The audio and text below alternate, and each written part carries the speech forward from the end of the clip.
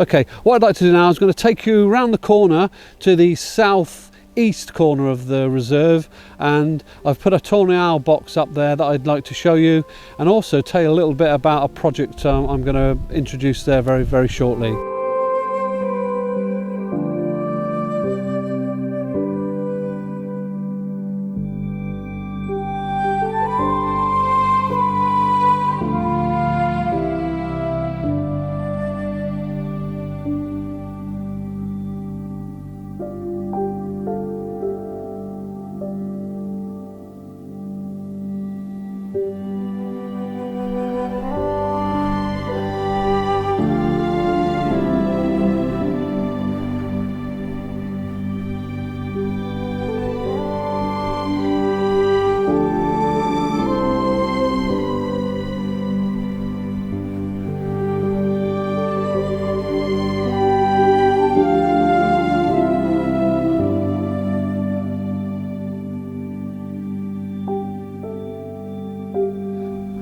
Okay, so this is where I've placed the Tawny Owl box. I put it there about 2 months ago. It's already been occupied, but unfortunately not by a Tawny Owl, but by a grey squirrel. There are Tawny Owls in the area. Myself and my wife, we came out here one evening and sat in the car up by the hide. Honestly, we were birding, and we heard 3 Tawny Owls, and we saw 2 flying around. So there are Tawny Owls here. They're a very common bird, about 50,000 breeding pairs in the UK. But they're not that easy to photograph. A lot of people photograph them at the nest or when there's youngsters around, but I've got a passion to photograph them while they're eating.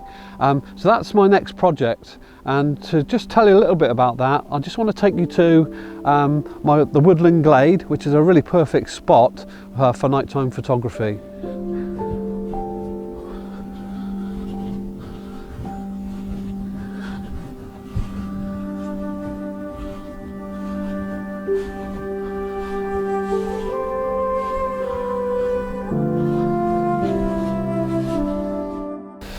So here we are in the Woodland Glade. My plan is to erect a hide here. I do have an old shed at home that I need to just repair and reduce in size. I've dismantled it already, and I'll bring that here to create a hide. This could be a really lovely spot. It's got the massive oak tree here. It's an ash plantation, this part, and there's been ash dieback, and unfortunately a lot of the trees, if not all of them, have died. So as I said, we're going to have to do some scheme to replace those. But the idea is the woodland hide. In the evening we should be able to attract hopefully Tawny Owls in.